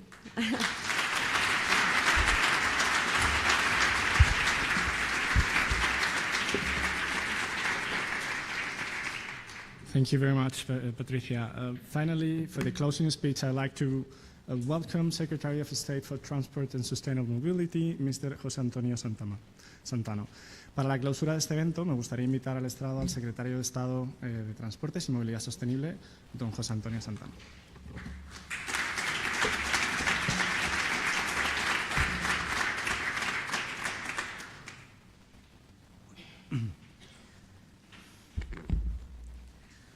Buenos días y muy bienvenidos a los participantes en este acto y, en primer lugar, muy agradecido en nombre del Ministerio a la Comisión Nacional de los Mercados y la Competencia, a su presidenta, por la oportunidad que nos da al Ministerio de clausurar esta jornada en la que nos han acompañado todos los miembros de IGR Rail y en la que yo creo que se ha podido conocer con detalle la apertura a la competencia del transporte de viajeros por ferrocarril en nuestro país y los resultados que ha tenido. Estos últimos datos que se nos han ofrecido yo creo que son elocuentes y clarificadores, ¿no? Yo quisiera centrar mi intervención en dos partes bien diferenciadas. Una primera destinada quizá a explicar desde nuestro punto de vista el modelo de apertura a la competencia por el que optó el Gobierno español en el sector ferroviario, un repaso también del contexto en el que se produjo su evolución, sin entrar en grandes detalles, porque yo creo que el presidente de ADIF ya ha realizado una completa revisión de la situación actual y no quisiera, naturalmente, aburrirles y repetir lo que él ya ha dicho. Y quizá una segunda parte un poco más valorativa de lo que es la experiencia española y en la que quisiera plantear también algunas reflexiones que hacemos desde el Ministerio sobre el futuro del modelo, ¿no? Bien, saben ustedes que el inicio de nuestro camino se produce en el año 2018, prácticamente al mismo tiempo que se formó el nuevo gobierno, el gobierno de coalición que en este momento dirige este país, y sin embargo eso no fue un impedimento para que en diciembre de ese mismo año, del año 2018, se aprobara el Real Decreto Ley 23/2018 de 21 de diciembre, por el que se traspuso, entre otras, la normativa europea que avanzó en la liberalización ferroviaria a nivel europeo, estableciendo la apertura de la competencia de los servicios ferroviarios, distinguiendo, como saben ustedes también, entre lo que son servicios comerciales, cuya apertura se produciría de inmediato, es decir, a partir de diciembre de 2020, y los servicios ferroviarios sometidos a obligación de servicio público, que son en nuestro país pues las cercanías, la media distancia, el AVAN y el ancho métrico, ¿no? Esa apertura tendría efecto al vencimiento del actual contrato que tenemos con Renfe, que es un contrato que culmina el 31 de diciembre del 2027 y que tiene un posible periodo de prórroga de 5 años más. Este Real Decreto incluyó disposiciones también para reforzar todo el sistema institucional ligado al sector ferroviario, con unos administradores de infraestructuras, que son ADIF y ADIF Alta Velocidad, que veían reforzada su independencia asegurándose no solo su total separación orgánica de las empresas ferroviarias, sino también blindándoles frente a posibles influencias o conflicto de intereses, así como ampliando sus competencias en el establecimiento de los cánones ferroviarios, que es un tema de importancia vital, ¿no? De la misma forma, la Comisión Nacional de los Mercados y la Competencia, el regulador en España, pues asumió también nuevas competencias y su ámbito de actuación para controlar el correcto funcionamiento del sector a iniciativa propia, decidiendo, cuando correspondiera, las medidas adecuadas para corregir discriminaciones, distorsiones del mercado y otras situaciones similares. Es, por tanto, un modelo que apostó, y esto lo quiero dejar muy claro, decididamente por la liberalización, ¿no? Con un modelo institucional sólido y transparente, una clara separación entre los principales actores y combinado con un calendario con dos claras etapas: los servicios comerciales y las obligaciones de servicio público.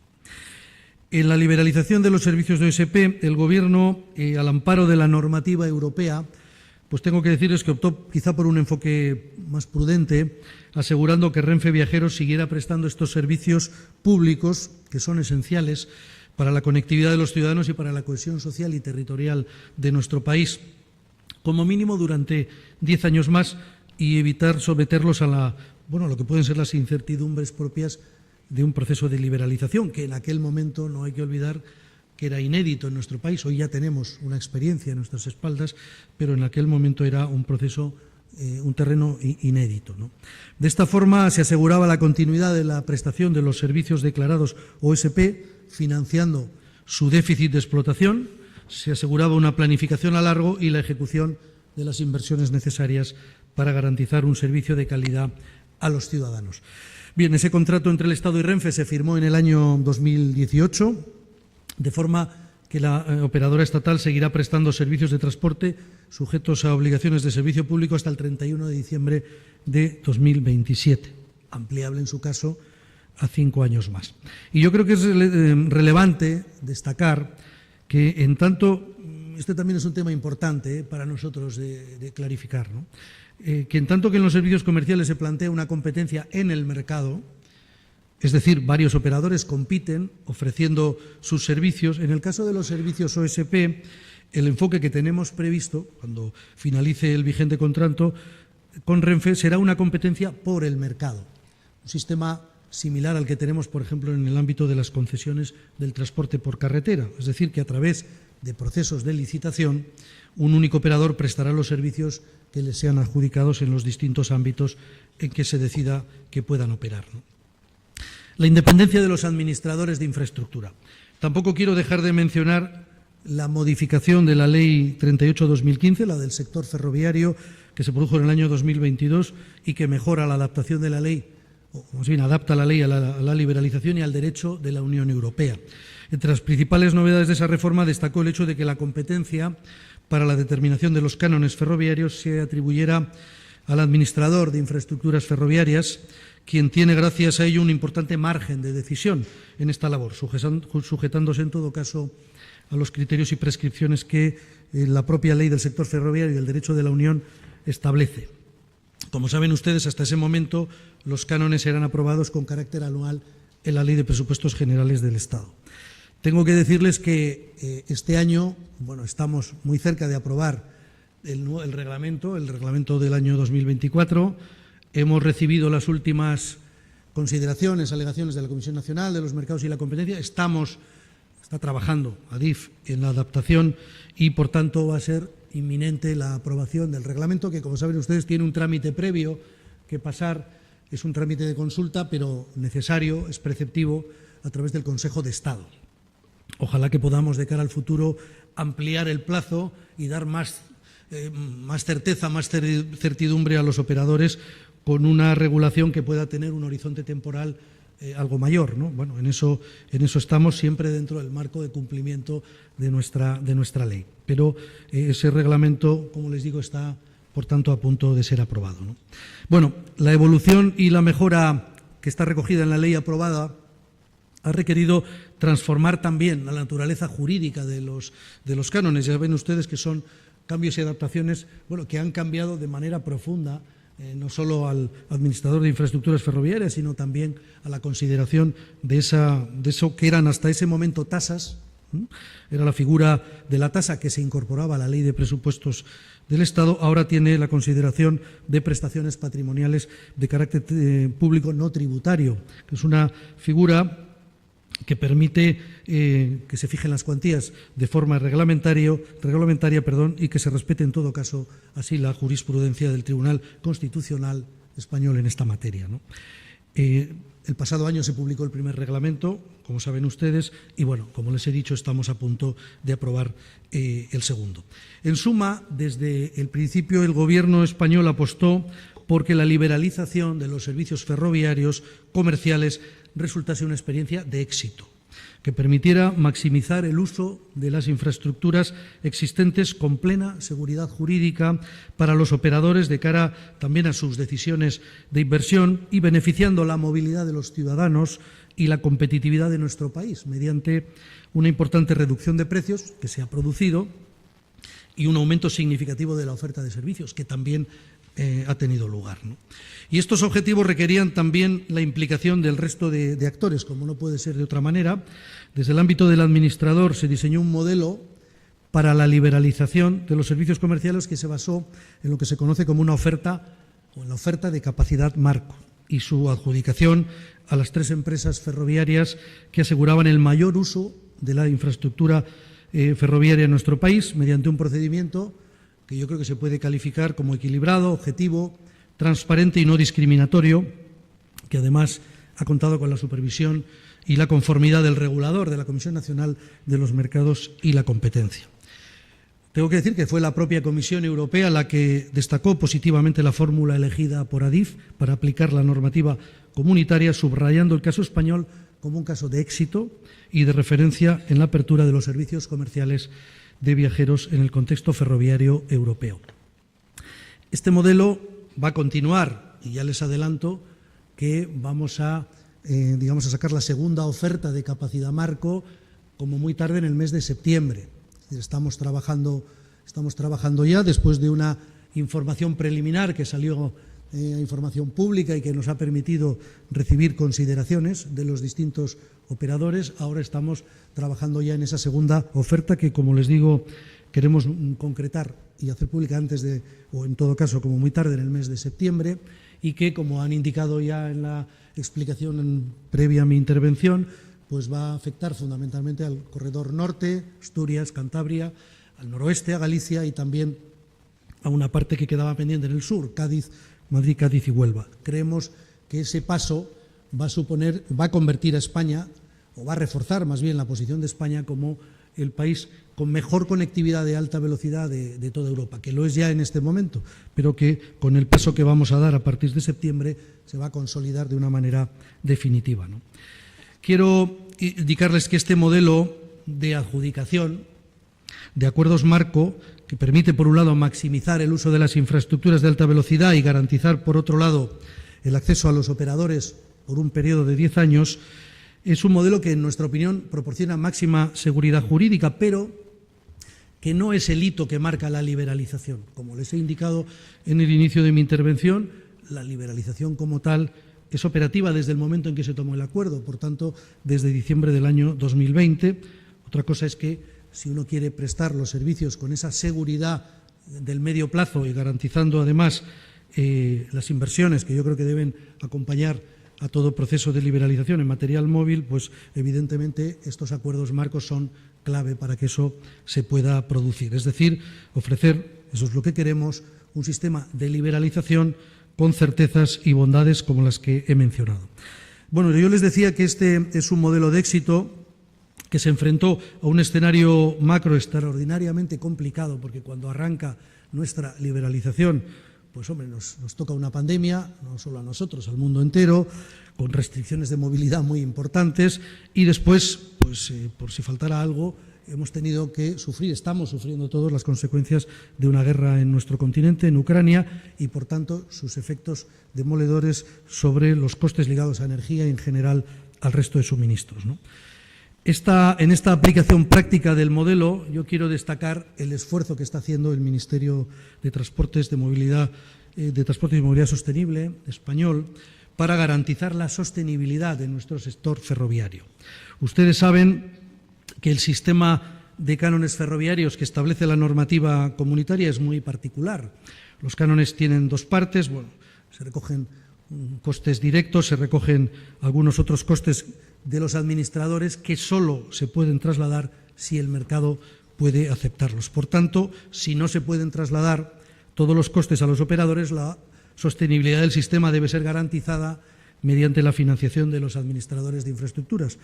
Por eso el Ministerio suscribió en el año 2021 con ADIF y ADIF Alta Velocidad sendos convenios por los que estas entidades han percibido más de 12.700 millones de euros en el periodo 2021-2025, con un objetivo básico que es garantizar la sostenibilidad económica de nuestras infraestructuras ferroviarias. Esas aportaciones han estado destinadas fundamentalmente a sufragar el desarrollo y la mejora de la red ferroviaria convencional y de alta velocidad, pero también a la gestión y administración de la red de ADIF. Y quiero también destacar que el convenio ha recogido una compensación adicional por la reducción extraordinaria de los ingresos por cánones por el mantenimiento de las tarifas en las dos entidades durante ese periodo 2021-2025, como les he dicho hace un momento, por la situación creada por la pandemia y la crisis de Ucrania, con el incremento consiguiente de precios de la energía, que ha obligado al Ministerio a realizar un esfuerzo extra que en todo caso creo que hemos abordado con decisión y que se ha alargado hasta este mismo año. Por tanto, alineados con los convenios en el Ministerio, aprobamos a finales de 2022 la estrategia indicativa 2021-2026, una de las reformas incluidas en el PRTR que impulsará el desarrollo de nuestra infraestructura ferroviaria con más de 24.000 millones de euros de inversión. Todo esto no solo supone una apuesta por la transparencia, sino sobre todo por aportar mayor certidumbre y seguridad al sector para que los operadores puedan diseñar sus planes de negocio con un horizonte de inversiones más claro y seguro, y esto se traduzca además en un mayor beneficio para los usuarios. Paso al capítulo de las reflexiones y voy terminando ya. Yo creo que no me equivoco si digo que hemos llegado hasta aquí mediante una transición ordenada y gradual, y debemos continuar con este enfoque para permitir a los operadores privados desarrollar su actividad sin comprometer la estabilidad y los logros del sector ferroviario.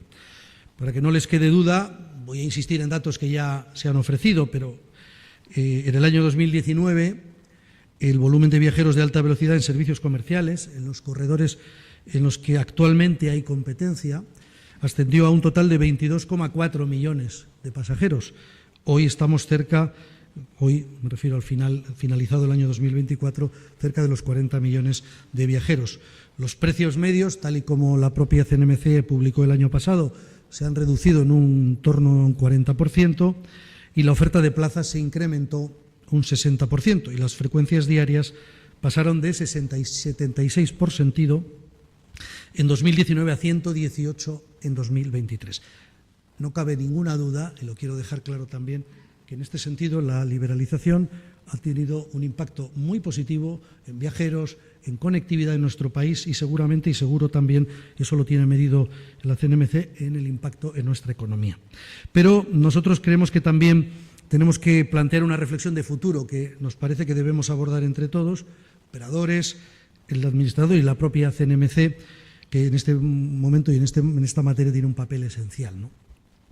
Nos referimos sobre todo a la sostenibilidad del sistema, ¿no?, en su conjunto, que hagan que estas mejoras de oferta, eficiencia y servicio que hemos alcanzado perduren y marquen la senda de los próximos pasos, evitando cualquier riesgo de retroceso en los avances alcanzados. Como he indicado, y no voy a insistir en ello, esta liberalización ha tenido logros muy notables y fueron sin duda las razones por las que el Gobierno apostó por ella con decisión desde el primer momento. Pero quizá una vez que ya hemos pasado este despegue, también debemos entrar en la velocidad de crucero. Tenemos 3 operadores ferroviarios en nuestro país en este momento y los 3 presentan balances económicos que no son sostenibles. De poco servirá esta apuesta que hemos hecho por la liberalización si la convertimos en una competición en la que solo puede quedar uno.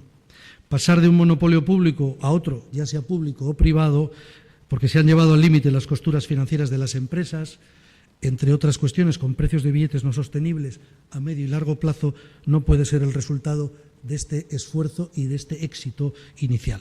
Yo creo que, de verdad, que en esta cuestión no puede ponerse en duda el compromiso del Gobierno con la sostenibilidad del sistema del sistema ferroviario.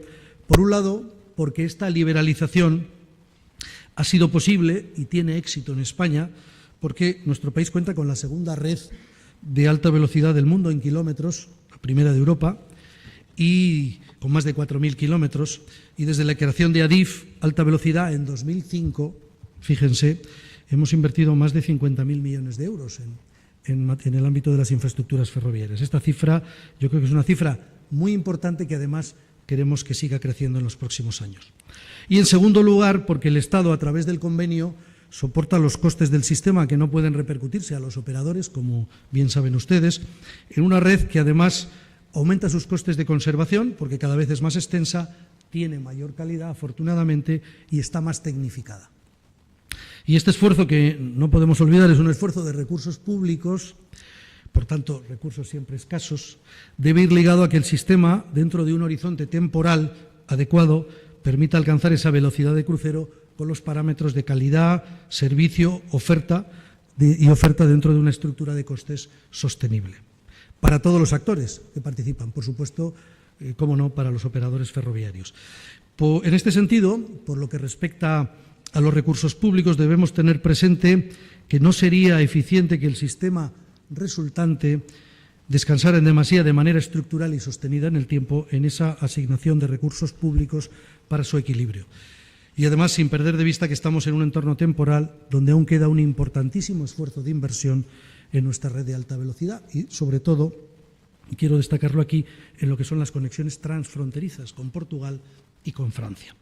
Y es por eso, y termino ya de verdad, sin perjuicio del respaldo pasado, presente y futuro que el Gobierno, el Ministerio y las arcas públicas van a seguir dando al sistema, creemos que este debe evolucionar hacia una mejora de su sostenibilidad y no a empeorarla tensionando de forma creciente las arcas públicas. En conclusión, por resumirles las ideas que yo he querido trasladarles aquí para que queden claras, ¿no? Desde el primer momento el Ministerio ha buscado fórmulas que permitiesen la convivencia del sector público y el sector privado en el nuevo mercado ferroviario liberalizado, adaptando la interactuación entre lo público y lo privado a los nuevos desafíos de la movilidad, en beneficio de una mayor y más ventajosa oferta de movilidad para la ciudadanía, porque se trataba y se trata de dar seguridad jurídica a los operadores privados y fortalecer también, tengo que reconocerlo, el operador público español para que sea más fuerte, competitivo, moderno, innovador e internacionalizado. Queremos que se configure también como un operador integral de servicios de movilidad y logística. Tiene la liberalización como gran objetivo extraer el mayor rendimiento de la inversión, de la importantísima inversión que España ha hecho en las últimas décadas en ferrocarriles, con el objetivo además de que los últimos beneficiarios naturalmente sean los usuarios, la ciudadanía en general y, por supuesto, la búsqueda del equilibrio territorial, de la cohesión social y territorial de un país que, como saben ustedes, tiene algunos amplios espacios con problemas de despoblación y de oportunidades, por tanto, también desde el punto de vista de la economía y del empleo. Queremos seguir en esta línea, mantenemos nuestro compromiso con el desarrollo del transporte más eficiente y respetuoso y les garantizo también, como ha quedado claro en mi intervención, que esto va a continuar con un siguiente paso que podrá ver la luz en el mes de septiembre con esa segunda oferta de capacidad marco que espero que se concreten nuevas ofertas de operadores privados que mejorarán los servicios hacia el norte, hacia el noroeste y también hacia el sur de nuestro país. Muchísimas gracias.